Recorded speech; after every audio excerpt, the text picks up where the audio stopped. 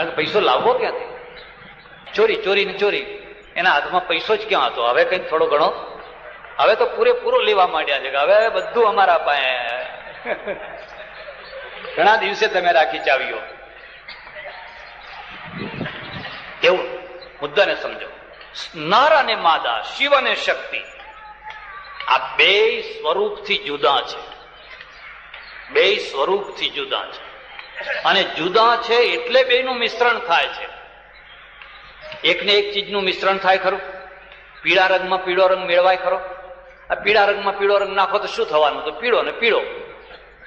અને લાલમાં લાલ નાખો તોય કઈ એનું કઈ જુદું તત્વ ના થાય.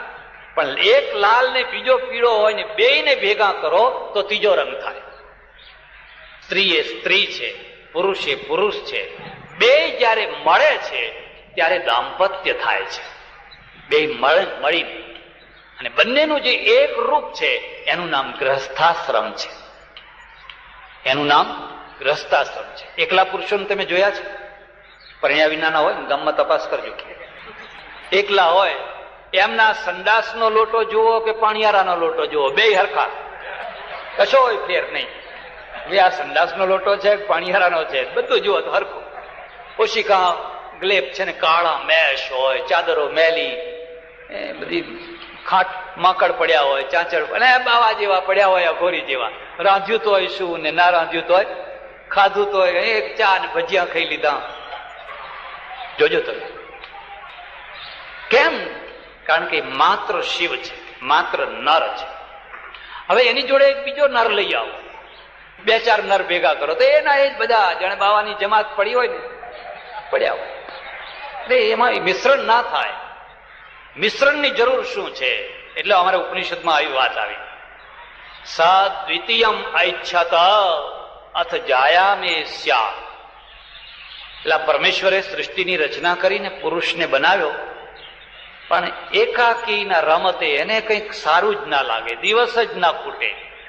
જયારે જુઓ ત્યારે બાઘા જેવો એમને બેઠો હોય, કોઈ લક્ષ્ય નહીં, કોઈ હેતુ નહીં, કઈ નહીં, એમ બસ બેઠા જ છે, ઊંઘ્યા જ છે અઘોરી જેવા. પછી ભગવાને જોયું કે અરે આ તો હાવ નકામો માણસ થઈ ગયો. એટલે એને કહે, એને અરમણ એટલે શું કે એને મન મૂળ ના આવ્યો. પછી એને જાયા આપી. જાયાનો અર્થ જાણો છો? જાયા એટલે પત્ની. એને પત્ની આપી. લે, અને પેલી જે આવીને એક લાંબુ લિસ્ટ લઈને આવી, એટલું લાંબુ લિસ્ટ લઈને આવીને આવતાની સાથે કે તમારા ઘરમાં તો કબાટ નથી ને ગેસ નથી ને પેલું નથી ને સ્ટીલના વાસણો નથી ને પ્રેશર કુકર નથી ને ફલા, અને પેલો કઈ વિસનગર ને દેણપ, વિસનગર ને દેણપ, વિસનગર ને દેણપ, દોડા હમણાં લાવું છું, હમણાં લાવ. એટલે આ બાવા જેવો પડ્યો રહેતો તો એ જુઓ ને હવે એના પગમાં કેટલું જોર આવ્યું છે.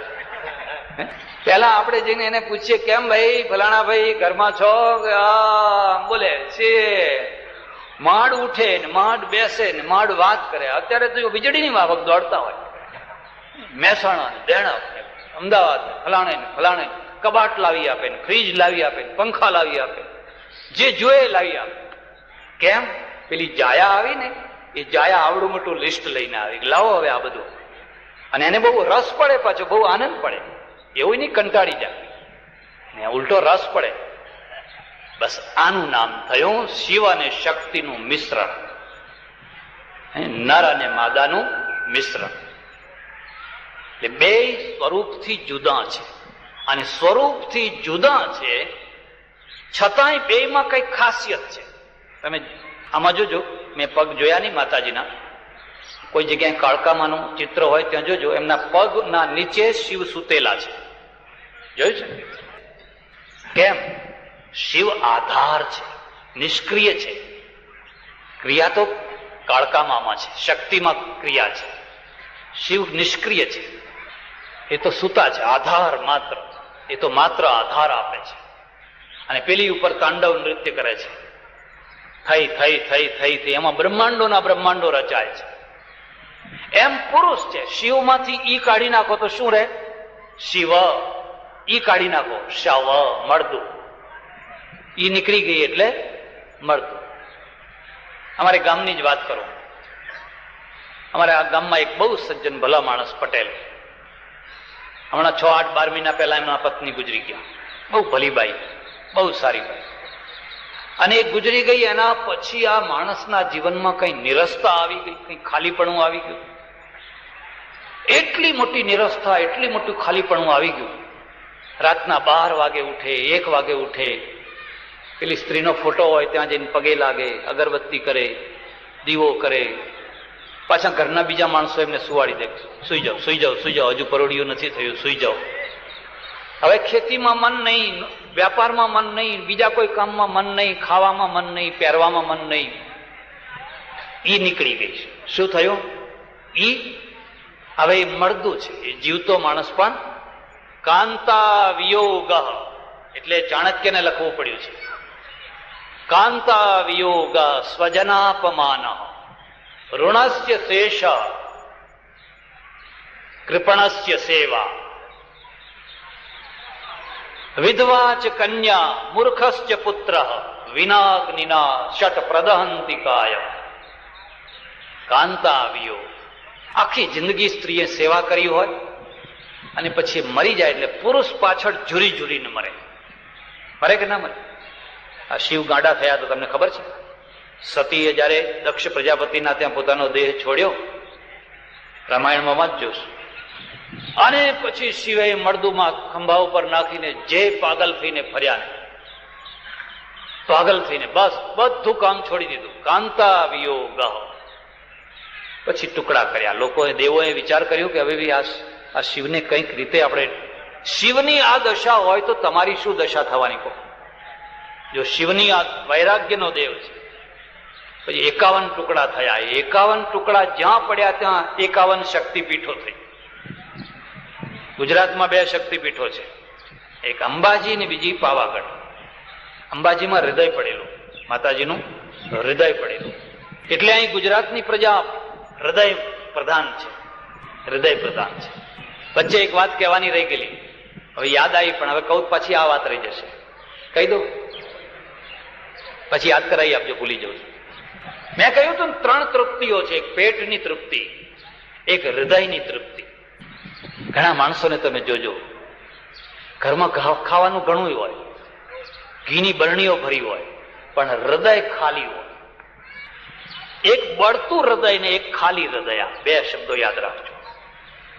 છોકરો મરી ગયો, હૃદય ખાલી થઈ ગયું. માં ઝૂરે છે, છોકરાની પાછળ માં ઝૂરે છે, કારણ કે છોકરો હૃદયમાં ભરાયેલો હતો. મારો છોકરો, મારો છોકરો, મારો છોકરો. એક્સિડન્ટ થયો, મરી ગયો, હૃદય ખાલી થઈ ગયું. હવે એને ખાવું પીવું આરામ થઈ જશે. પતિ મરી ગયો, પત્નીનું હૃદય ખાલી થઈ ગયું. પત્ની મરી ગઈ, પતિનું હૃદય ખાલી થઈ ગયું. એક તો આ ખાલીપણો છે. એટલે હું તમને એક બીજી વાત કહું છું, આજુબાજુમાં જોજો, કોઈ ખાલી હૃદયનું માણસ હોય એને આશ્વાસન આપજો, બહુ મોટું પુણ્ય થશે. ખાલીપો એ પૈસાથી ના ભરાય, એ તો ભાવથી ભરાય. એ માણસ જો ભગવાન તરફ વળી જાય અને છોકરાની જગ્યાએ ભગવાનને બેસાડી દે, પતિની જગ્યાએ ભગવાનને બેસાડી દે, પત્નીની જગ્યાએ ભગવાનને બેસાડી દે, તો હૃદય ભરી જાય. એટલે તો મીરાબાઈને લખવું પડ્યું, સંસારીનું સુખડું કાચું, પરણીને રંડાવું પાછું, અણવર વરને વરિયે રે, એવું એક ભજન છે. તો પરણો ને પછી પાછા રંડાઓ ને રંડાઓ, એટલે હૃદય ખાલી થઈ જાય. હવે અંદર હૃદય ખાલી છે, એટલે ગુમસુમ માણસ બેઠો હોય. એક આ માણસ છે. એક બળતું હૃદય હોય, ખાલી નહીં, બળતું હૃદય. બળતું હૃદય હોય એનો અર્થ તમે સમજ્યા છો? પતિ છે પણ બીજાનો થઈ ગયો છે. હવે એને જોઈ જોઈને પેલી બાઈનું મન બળ્યા કરે છે. બળ્યા કરે કે ના બળ્યા કરે? પોતાનું માણસ છે પણ પોતાનું નથી રહ્યું, બીજે પડાવી લીધું છે એને. એટલે હું તમને એક બીજી વાત કહું છું, કોઈનું માણસ ના પડાવશો, કોઈનું માણસ ના પડાવશો. બળે છે એમ પતિ છે, એની પત્નીને કોઈ પડાવી લીધી છે તો એનું મને બળ્યા કરે છે, બળ્યા કરે છે. માં છે, કેટલા અરમાન વેઠીને છોકરાને મોટો કર્યો, કેટલા દેવા કરીને ભણાવ્યો, કેટલા દુઃખ વેચીને એને પૈસા આપીને પણ છેવટે નોકરીએ વળગાડ્યો. હવે નોકરીએ વળગ્યા પછી મહિને 4,000, 5,000, 3,000 નો પગાર આવતો થયો. હવે કદી એ માને જોવાય નથી આવતો કે તારા ઘરમાં ગોળ, ઘી, તેલ, અનાજ કઈ છે કે નથી. બસ હવે લીલા લહેર કરે છે. હવે એને જોઈને માનું મન બળશે કે નહીં? મન ખાલી નથી, બળે છે. બળબળ બળબળ બળબળ બળબળ થયા કરે છે. એ કપડાં લાવે છે, અનાજ લાવે છે, કેરીઓ લાવે છે, પણ એની સાસુને જઈને આપી આવે છે, એના સાસુ સસરાને આપી આવે છે. અને આ જનેતાને કોઈ દિવસ સડેલી કેરીએ લાવીને આપતો તો હવે જનેતાનું મન બળે કે ના બળે? આફ્રિકામાં એક જગ્યાએ ઉતરેલો, એક ભાઈના ત્યાં 5 વાગે મારા રૂમમાંથી બહાર નીકળું, ટેબલ ઉપર ટપાલો પડી હોય, જે આવી હોય વાંચું. રોજનો આ નિયમ. એમાં એક દિવસ થયું શું કે મારાથી ભૂલથી મારી ટપાલ નહીં પણ એ ભાઈની ટપાલ હતી, એ મારાથી ફોડી ગઈ. મેં ગુમારી હશે એમ સમજી, અને પહેલી જ લીટી વાંચીને એટલે કોઈની ટપાલ વંચાય નહીં. કુટેવ કહેવાય, કોઈની ટપાલ ના વાંચવી જોઈએ.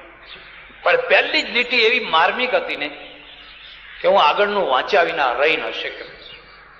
એ ટપાલ હતી એની માની, જેના ઘર ઉતરેલો ને એની માની ટપાલ હતી. અને એને લખેલું કે બેટા, હું તારી પાસે પૈસો નથી માંગતી, કપડાં નથી માંગતી, કશું નથી માંગતી. મેં મહેનત કરીને હું જીવી છું, મહેનત કરીને તને મોટો કર્યો છે, મહેનત કરીને તને પરદેશ મોકલ્યો છે, અને મારી વૃદ્ધાવસ્થા હું ગમે તે રીતે પૂરી કરી નાખીશ. પણ મારી એક જ માગણી છે કે તું મને મહિને 1 કાગળ લખ, બસ, વધારે કઈ. 1 મહિનામાં 1 કાગળ તું મને લખ, આટલી મારી માગણી છે. મેં કાગળ બંધ કરી મૂક્યો. પછી પેલા ભાઈ આવ્યા. મેં કીધું, જો ભાઈ, મારી ભૂલ થઈ ગઈ છે, તમારી ટપાલ ફોડી ગઈ ને વંચાઈ ગઈ છે. કે કઈ વાંધો નહીં, કઈ વાંધો નહીં. મેં કહું, વાંધો તો કઈ નહીં, પણ હું હવે આ ઘરમાં નહીં રહું. મને કે કેમ કેમ બાપજી, કઈ સેવા ઓછી થઈ? ના, સેવા તારી ઘણી. મને રોજ શીરો ખવડાવે, રોજ કેટલી જાત જાતની મીઠાઈઓ, આ લાવું, પેલું લાવું, ફલાણું લાવું, ફલાણું લાવું. મેં કહ્યું, તું મારી સેવા કરે છે ને તારી જનેતાને 1 મહિનામાં કાગળ નથી લખતો? મને કે બાપજી શું કરું, ટાઈમ જ નથી મળતો. અમારે વેપારીઓને કેટલા કામ ધંધા. તારા સસરાને કાગળ લખવાનો ટાઈમ મળે છે, એને જર્સીઓ મોકલે છે, એને બધી ટેપ રેકોર્ડર મોકલે છે, એને રેડિયા મોકલે છે, એને બધું મોકલે છે. તારી માને માટે તને ટાઈમ નથી મળતો. આ માનું હૃદય બળ્યા કરે. અને બાળશો તો બળશો, અને ઠારશો તો, યાદ રાખો, બાળશો તો બળશો અને ઠારશો તો ઠરશો. આશીર્વાદ તો ઘરમાં પડ્યા છે. અમને શું કામ પગે લાગો છો? તમારા મા બાપને પગે લાગો ને. તમારા ઘરમાં આશીર્વાદ પડ્યા છે, એમનું હૃદય ઠારો ને. એટલે આ 3. અને એક ત્રીજી તૃપ્તિ છે, મસ્તિષ્કની છે. ऐसी કરી ગુરુદેવ દયા, મેરા મોહ કા બંધન તોડ દિયા. બ્રહ્માનંદ નું ભજન છે ને, ऐसी કરી ગુરુદેવ દયા. કોઈ बनारस जाए वास करे, कोई काशी मथुरा जाए, कोई इधर जाए, कोई तिधर जाए, सब पंथ ग्रंथ छुड़ा करके एक ईश्वर में मन जोड़ दिया. લોકો રખડ્યા જ કરે છે, ભટક્યા જ કરે છે. કોઈ આની કંઠી બાંધે, કોઈ આની કંઠી બાંધે, કોઈ વળી આમાં જાય, કોઈ આમાં જાય, કોઈ આ પરિવારમાં, કોઈ આ મંડળમાં. એકબીજાના પ્રસાદ ના લે, એકબીજાના ભગવાનના નામ ના લે. આ તો ભૂલી પડેલી દુનિયા છે, ચક્રાવે ચડેલી. પેલો કહે છે, મને એવા ગુરુદેવ મળ્યા, સબ પંથ ગ્રંથ છુડા કરકે, બધું છોડાવી દીધું, કિતાબે ડાલ પાની મેં, એક ઈશ્વર સે મન જોડ દિયા, એક પરમેશ્વરમાં મારું મન લગાવી. મગજ તૃપ્ત થઈ ગયું, બધી શંકાઓ મટી ગઈ, બધી ભ્રમણાઓ ભાગી ગઈ. અત્યારે બિલકુલ ક્લિયર છે. હવે મને કાંઈ શંકા નથી, કશું પૂછવાનું બાકી નથી. કેમ? મગજ તૃપ્ત છે, પેટ તૃપ્ત છે, હૃદય તૃપ્ત છે, મગજ તૃપ્ત. આનાથી વધારે કોઈ સુખી માણસ હોય ખરો? પેટ ખાલી છે, હૃદય ખાલી છે, મગજ ખાલી છે. આનાથી કોઈ વધારે દુઃખી હોય ખરો? આનાથી વધારે કોઈ દુઃખી હોય? એટલે હવે મૂળ વાતમાં આવો તો અમૂળ બે તત્વો, નર અને માદા, શિવ અને શક્તિ, આ બેયને અવિના ભાવ કહેવાય. એકબીજા વિના એકબીજા રહી ન શકે. શિવ વિના પાર્વતી ના રહી શકે અને પાર્વતી વિના શિવ ના રહી શકે. બે જ્યારે જુઓ ત્યારે જોડું સાથે ને સાથે. એક ઓળખીતા, મારા ઓળખીતા જૈન સજ્જન, એમણે મને કહ્યું, મને કે આ તમારા ભગવાન તે કઈ ભગવાન કહેવાય? મેં કહ્યું કેમ? એમ કે બધા જ પરણેલા, બધા જ ભગવાન પરણેલા. એમ કે દરેક, કોઈને રાધા, કોઈને સીતા, કોઈને પાર્વતી, કોઈને લક્ષ્મી, બધા જ પરણેલા. મેં કહ્યું કેમ, તમને શું લાગે છે? પરણવાથી કઈ પાપ લાગે? પરણે એ ભગવાન ના હોય? અને કે કામ તો મહાશત્રુ છે. શબ્દને સમજજો. કામ તો મહાશત્રુ છે અને એ શત્રુનું પોષણ કરવા માટે આ લગ્ન છે. ભગવાન આવી ઝંઝટમાં ના પડે. મેં કહ્યું તમે અડધું સાચું બોલો છો, અડધું જુઠ્ઠું બોલો છો. કામ મહાશત્રુ છે, કામ મહામિત્ર છે. અને કે મિત્ર? મેં કહું હા, મિત્ર છે. ક્રોધ મહાશત્રુ છે અને ક્રોધ મોટો મિત્ર છે. ક્રોધને મિત્ર કહો છો? તમે કોઈ માની શકો ખરા? આ વેદોમાં લખ્યું છે, મન્યુરસી મન્યુમયી ધ્યેય. હે ભગવાન, તું ક્રોધ રૂપ છે, મને થોડો ક્રોધ આપજે. પછી ઘેરજીને કે બાપજીએ કહ્યું તું.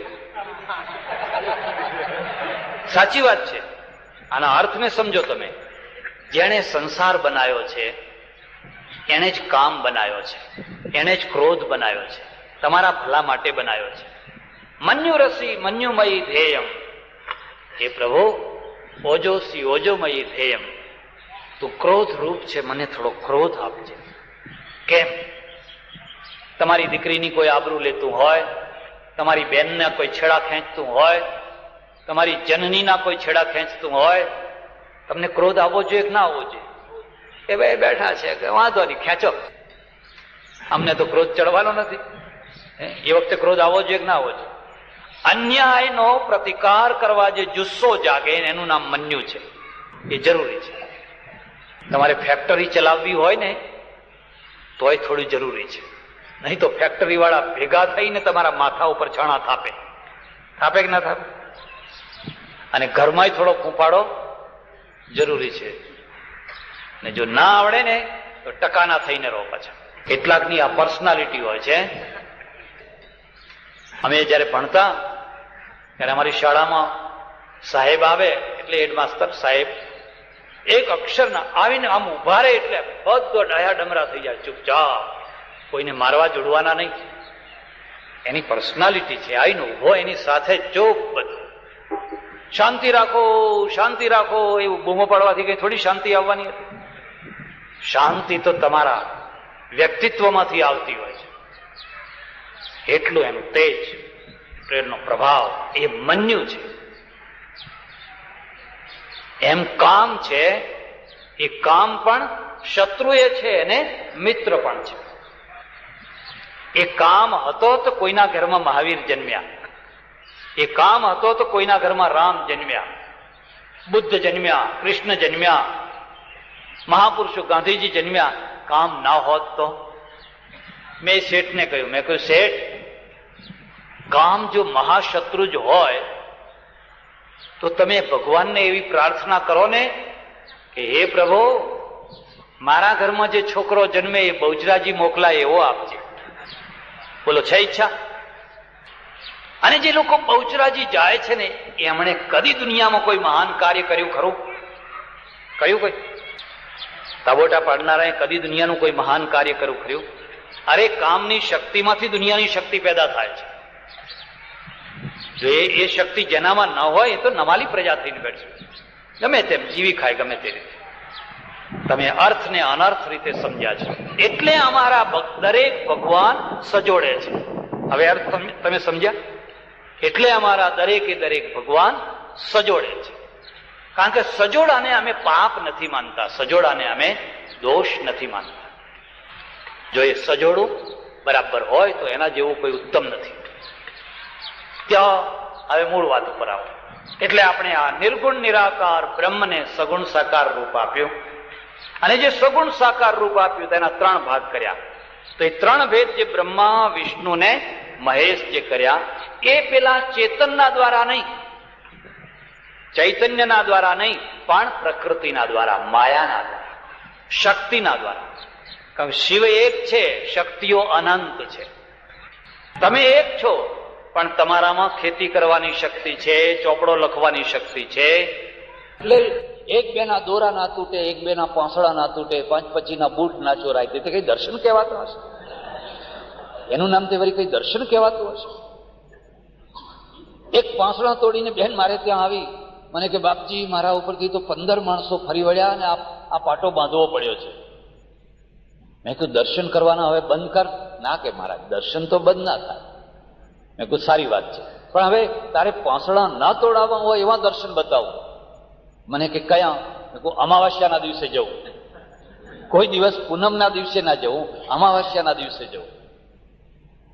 જેણે પૂનમ બનાવી છે એણે અમાવાસ્યા બનાવી છે, અને પૂનમ અને અમાવાસ્યાનો કોઈ કરતા જુદો નથી. અને જે મંદિરમાં જે ભગવાન બેઠો છે પૂનમના દિવસે એ જ હોય છે, અને અમાવાસ્યાના દિવસે પણ એ જ હોય છે. મને કે ના ના, હવે કોઈ ના હોય ને આપણે દર્શન કરીએ એમ જ કઈ મજા આવતી હશે?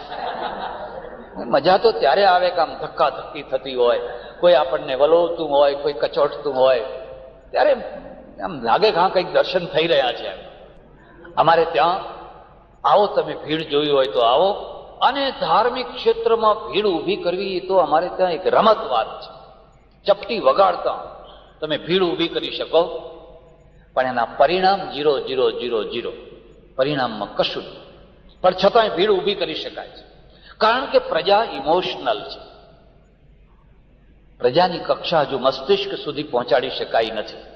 અને જે દિવસે મસ્તિષ્ક સુધી પહોંચશે ત્યારે આપણા મંદિરોમાં પણ કદાચ લખવું પડે સેલ, કદાચ લખવું પડે, પણ જલ્દી નહીં એ થઈ શકે. કારણ કે અહીંયા મૂળ ઘણા ઊંડા છે, અને મૂળ ઊંડા નાખનાર અમે છે. તો ત્યાંનું જે ઘડતર કરે છે, પહેલા ત્યાંના ધર્મગુરુઓ કરતા, એમના હાથમાંથી બાજી છટકી ગઈ, બિલકુલ વૈજ્ઞાનિકોના હાથમાં આવી. અને વૈજ્ઞાનિકોના હાથમાં આવતા પહેલા ઘણા વૈજ્ઞાનિકોને બલિદાન આપવા પડે. બ્રુનો, ગેલીલિયો, કોપનહેગન, કોણ કોણ કેટલા કેટલા લોકોને બાળ્યા, કોઈને સતાવ્યા, કોઈને જેલમાં પૂર્યા, પણ અંતે વિજ્ઞાન જીત્યું. અને વિજ્ઞાન જીત્યું એટલે જૂની માન્યતાઓ સમાપ્ત, જૂની માન્યતાઓ હાંસીને પાત્ર થઈ. આજે ત્યાંનો માઇન્ડ ઘડનાર જે સમષ્ટિ મસ્તિષ્ક છે, એટલે પ્રજાનું જે સમષ્ટિ મસ્તિષ્ક છે એનું ઘડતર વૈજ્ઞાનિકો કરે છે. જ્યારે ભારતની પ્રજાનું મસ્તિષ્ક સાધુઓ કરે છે, ધર્મ ગુરુઓ કરે છે. અને સાધુઓ જે મસ્તિષ્ક ઘડે છે એ કેવી રીતે ઘડે છે? શ્રદ્ધાથી ઘડે છે. પેલામાં લોજિક એપ્રોચ છે, અહીંયા શ્રદ્ધાનો એપ્રોચ છે. હું જ્યારે ભારતની વાત કરું છું ત્યારે માત્ર હિન્દુઓની વાત નથી કરતો. એમાં મુસ્લિમ આવી ગયા, એમાં શીખ આવી ગયા, એમાં બીજા બધા આવી ગયા, બધા જ આવી, બધા એમાં આવી. પેલામાં લોજિક છે, અહીંયા શ્રદ્ધા છે. અને શ્રદ્ધા જિંદગીનો બહુ મોટામાં મોટો ગુણ છે, બહુ મોટામાં મોટી શક્તિ છે. હું તો એમ કહું કે જેના જીવનમાં શ્રદ્ધા નથી એનાથી મોટો કોઈ અનાથ નથી, એનાથી મોટો કોઈ દયાને પાત્ર નથી. ગાંધીની પાસે બીજું શું હતું? ગાંધીજી કરતા તો ઘણા બુદ્ધિશાળી નેતાઓ હતા. મોહમ્મદ અલી જિન્ના તો કાયદે આઝમ હતા. કાયદાની સલાહ લેવી હોય તો જિન્નાને પૂછવું પડે, એટલા બુદ્ધિશાળી માણસ હતા. પણ ગાંધીની પાસે જે શ્રદ્ધા હતી, રઘુપતિ રાઘવ રાજા રામ, પતિત પાવન સીતારામ, એ શ્રદ્ધા કોઈ નેતા પાસે નથી.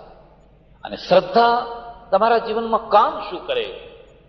પડતી દશામાં તમને સાચવી લે. માણસને ચડતી દશામાં બહુ સાચવવાની જરૂર નથી, પડતી દશામાં સાચવવાની જરૂર છે. જે નિરાશા આવતી હોય છે, જે નર્વસતા આવતી હોય છે, બહુ મોટું મંડાણ ઊભું કરી દીધું, બહુ મોટું કાર્ય તમે લીધું, પણ કાર્યમાં સફળતા નથી, નિષ્ફળતા મળી. ગાંધી કેટલી વાર નિષ્ફળ થયા, કેટલી વાર આંદોલનો કર્યા, કેટલી વાર આંદોલનો બંધ કરાવ્યા, હિંસા થઈ ગઈ, ફલાણું થઈ ગયું, બસ નહીં, આ કામ તો હવે થઈ શકે એવું જ નથી. પણ પેલી જે શ્રદ્ધા છે ને, એ શ્રદ્ધા માણસને નિરાશ નથી થવા દેતી. તમારું જે જીવન ચાલે છે એ આ બે પાંખોથી ચાલે છે. એક પાંખ શ્રદ્ધાની, બીજી પાંખ પ્રેમ. શ્રદ્ધામાં સમર્પણ છે, એક વિશ્વાસ છે, એક નિષ્ઠા છે, એક ભાવના છે, મારો ભગવાન છે. પછી તમે જે રીતે માનતા હો. ત્યારે પ્રેમમાં શું છે, આ મુદ્દો યાદ રાખજો. તમે કોઈ માટે જીવો છો.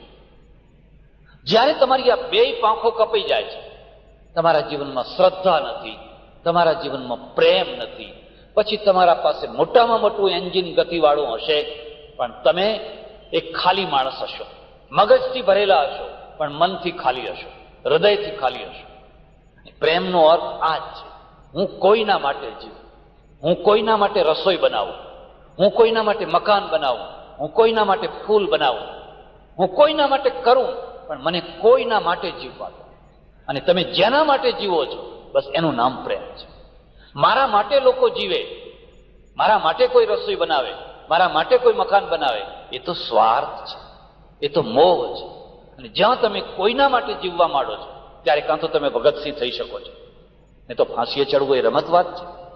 એક જુવાન છોકરો, ધસમસતું લોહી જેના શરીરમાં વહેતું હોય, જેને કેટલા અરમાન હોય, હસતા હસતા ફાંસીએ ચડી જાય.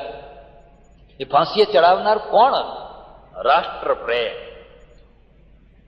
એવી જ રીતે કોઈને માનવતા ઉપર પ્રેમ હોય, કોઈને ધર્મ ઉપર પ્રેમ હોય, પોતાના કુટુંબ ઉપર પ્રેમ હોય, કોઈને પતિ ઉપર કે પત્ની ઉપર હોય, પણ પ્રેમ હોય.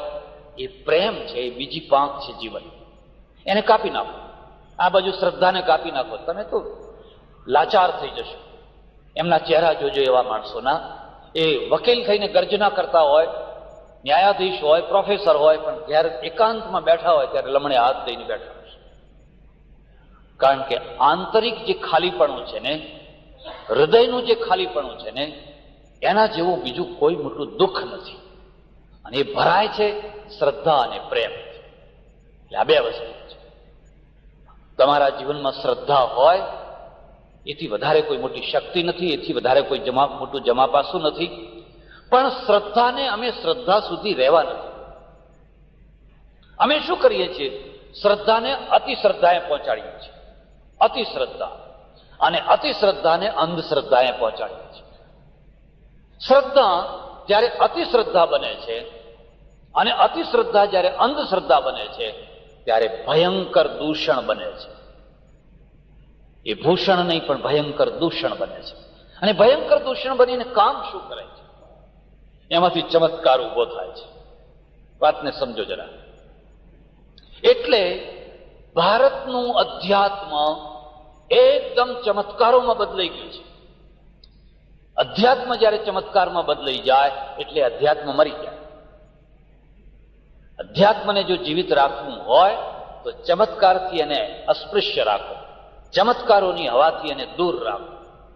પણ ભારતનું અધ્યાત્મ આખું કન્વર્ટ થઈ ગયું છે ચમત્કારો.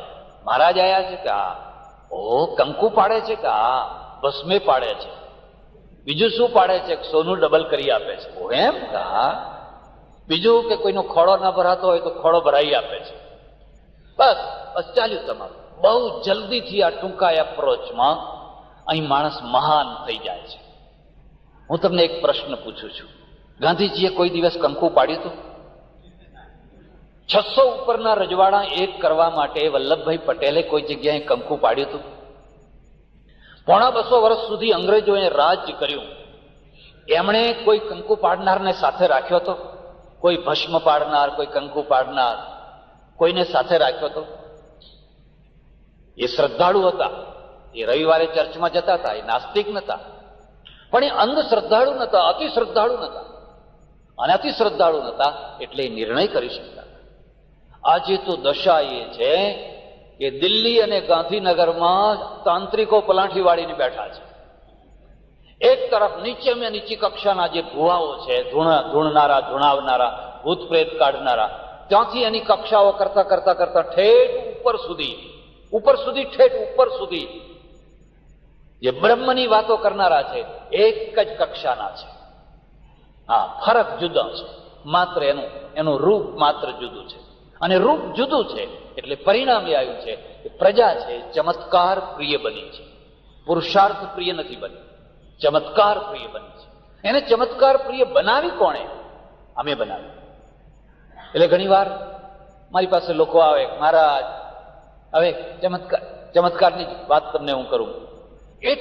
એટલા ચમત્કારો મગજમાં ભર્યા છે, એટલા ચમત્કારો ભર્યા છે. અને આ આવે છે તમારા પુરાણોમાંથી, રામાયણમાંથી, મહાભારતમાંથી. એની કથાઓ વાંચજો. શાપ અને આશીર્વાદ, વરદાન અને શ્રાપ, વરદાન અને શ્રાપ, વરદાન અને શ્રાપ. દશરથને પુત્ર નથી, હવે પુત્ર લાવવો ક્યાંથી? ચાલો ફલાણા ઋષિ પાસે જઈએ. અને ફલાણા ઋષિ છે એ એમને પુત્ર માટેનું વરદાન આપે છે, એટલે એમના ઘરમાં પુત્ર થાય છે. ભાગવત વાંચો, મહાભારત વાંચો, રામાયણ વાંચો, શિવ પુરાણ વાંચો, ગરુડ, કોઈ પણ પુરાણ વાંચો, એની બધી કથાઓ શ્રાપ અને આશીર્વાદ, શ્રાપ અને આશીર્વાદ. ફલાણા ઋષિએ શ્રાપ આપ્યો, ફલાણા ઋષિએ આશીર્વાદ આપ્યો. એ સાંભળનાર જે પ્રજા છે એનું માઇન્ડ ઘડાય છે, એમાંથી એનું મગજ ઘડાય છે. હવે મગજ કેવું ઘડાય છે કે આપણે પણ જો આપણું કલ્યાણ કરવું હોય તો કોઈનો આશીર્વાદ લો. મને એક માણસે પૂછ્યું પરદેશમાં કે મહારાજ તમે પ્રિષ્ઠ છો? મેં કહું હા. તમે કામ શું કરો છો? મેં કહું 2 કામ કરું છું. એમ શું કામ કરો છો? મેં કહું એક દર્શન આપવાનું ને એક આશીર્વાદ આપવાનું. એ કોઈ કામ કહેવાય? મેં કહું હા, અમારા દેશમાં તો મોટામાં મોટું આ જ કામ છે. આથી મોટું કોઈ કામ જ નથી. અમે 2 કામ કરીએ છીએ, દર્શન આપવાના અને આશીર્વાદ આપવાના. કારણ કે પ્રજા ઘડાય છે ક્યાં?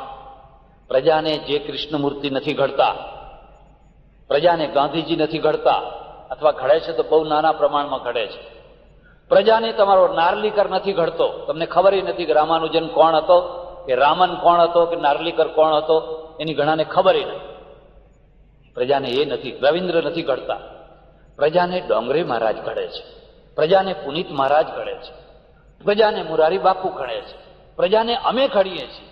અને અમે એમને સતત આશીર્વાદની કથાઓ સંભળાવીએ છીએ, શ્રાપની કથા સંભળાવીએ છીએ, વરદાનની કથા સંભળાવીએ છીએ. ફલાણી સ્ત્રીને આ શ્રાપ લાગ્યો, ફલાણા ઋષિ એને આવી રીતે મુક્ત કરી, ફલાણાને આમ થયું, ફલાણાને આમ થયું. એમાંથી પ્રજા ઘડાય છે.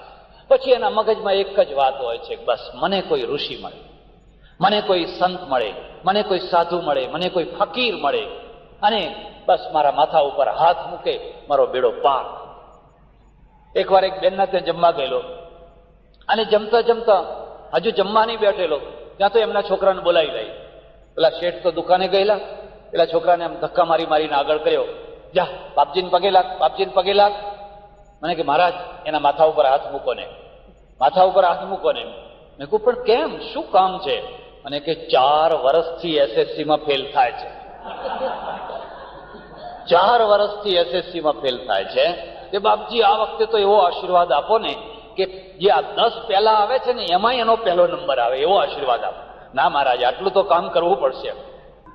મેં એને કહ્યું, જો એ 4 વર્ષથી એસએસસીમાં ફેલ થતો હોય તો એ ડબ્બાને કાં તો હીરા ઘસવામાં મૂકી દે, કાં તો રાજકારણમાં મૂકી દે.